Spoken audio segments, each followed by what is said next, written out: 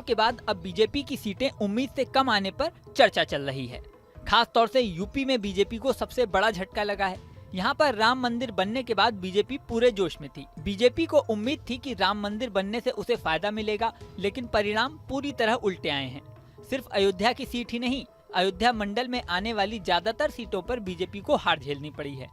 अयोध्या मंडल में फैजाबाद लोकसभा क्षेत्र के अलावा अंबेडकर नगर, अमेठी, सुल्तानपुर और बाराबंकी आते हैं। इन सभी सीटों पर बीजेपी कैंडिडेट्स को हार झेलनी पड़ी है। अयोध्या शहर मुख्यतः फैजाबाद लोकसभा क्षेत्र में आता है। यहाँ पर बीजेपी कैंडिडेट लल्लू सिंह को सपा नेता अवधेश प्रसाद के हाथों हार झेलनी पड़ी। वहीं अमेठी में तो बीजेपी की कद्दावर नेता स्मृति ईरानी को कांग्रेस कैंडिडेट केएल शर्मा के हाथों हार झेलनी पड़ी। इसके अलावा सुल्तानपुर में बीजेपी की दिग्गज नेता मेनका गांधी भी सपा के राम भुआल निषाद से हार गयी। अम्बेडकर नगर में सपा के लालजी वर्मा ने बीजेपी के रितेश पांडे को हरा दिया। बाराबंकी में कांग्रेस से तनुज पुनिया ने बीजेपी की राजरानी रावत को 2 लाख से ज्यादा वोटों से हराया। अयोध्या मंडल की ज्यादातर सीटें हारना बीजेपी के बड़े नेताओं के गले नहीं उतर रहा है। अयोध्या में राम मंदिर बना था तो बीजेपी नेता दावा कर रहे थे कि इसका लाभ उन्हें मिलेगा, लेकिन ऐसा नहीं हुआ। यहाँ तक कि पीएम मोदी ने तमिलनाडु में अपने भाषण में भी राम मंदिर का जिक्र किया था, लेकिन लोकसभा चुनाव में अयोध्या मंडल में ही बीजेपी को ऐसे रिजल्ट मिलेंगे, ये शायद ही किसी ने कल्पना की हो। इस बारे में विशेषज्ञों के हवाले से कई मीडिया रिपोर्ट्स में दावा किया गया है कि हर सीट पर हार जीत के समीकरण अलग अलग रहे, लेकिन सबसे बड़ा कारण सपा और कांग्रेस का गठबंधन, दोनों की सोशल इंजीनियरिंग और एंटी इनकम्बेंसी रहे। सपा और कांग्रेस ने पीडीएफ फॉर्मूले के तहत एक ही मंडल में अलग अलग जातियों के कैंडिडेट अलग अलग सीट पर उतारे, जबकि बीजेपी ने सारे सवर्ण कैंडिडेट उतारे। ऐसे में जातीय समीकरण कांग्रेस और सपा के पक्ष में गया। इसके अलावा एक बड़ी वजह यह भी थी कि बीजेपी के कई कैंडिडेट लंबे समय से सांसद हैं।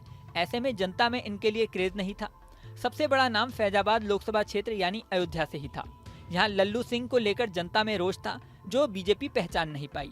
लल्लू सिंह लगातार 2 बार से सांसद थे और जनता इनसे खुश नहीं थी। इसका खामियाजा पार्टी को भुगतना पड़ा।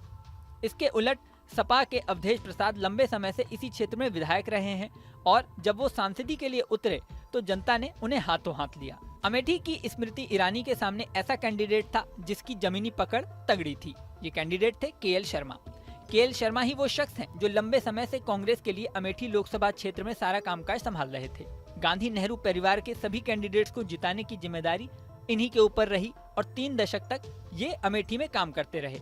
ऐसे में ये अमेठी के चप्पे चप्पे से वाकिफ थे। सुल्तानपुर में मेनका गांधी के सामने राम भुआल निषाद के जातीय समीकरण भारी थे। इसके अलावा इस क्षेत्र की ये खास बात भी है कि इस सीट पर कभी भी कोई भी पार्टी लगातार 2 बार से ज्यादा नहीं जीत पाई। बीजेपी साल 2014 और 2019 में इस सीट पर जीत दर्ज कर चुकी है। ऐसे में बीजेपी की जीत वैसे ही मुश्किल थी। इस तरह कई समीकरण मिलाकर देखें तो पूरे मंडल में बीजेपी की हार की वजह समझ में आती है। यहाँ राम मंदिर की वजह से बीजेपी को फायदा मिलने की बात कही गई थी, लेकिन राम पथ निर्माण के समय तोड़े गए घरों और दुकानों का मुआवजा नहीं मिलने के आरोप भी स्थानीय लोग लगाते रहे। ऐसी ही स्थिति 14 कोसी परिक्रमा मार्ग के चौड़ीकरण में भी देखने को मिली। जिन लोगों ने मुआवजा नहीं मिलने की बात कही थी, उनके वीडियो भी सोशल मीडिया पर सामने आए थे। इससे पूरे अयोध्या मंडल में लोगों के रोष बढ़ता रहा। इस वीडियो में फिलहाल इतना ही। बने रहिए न्यूज नेशन के डिजिटल प्लेटफॉर्म।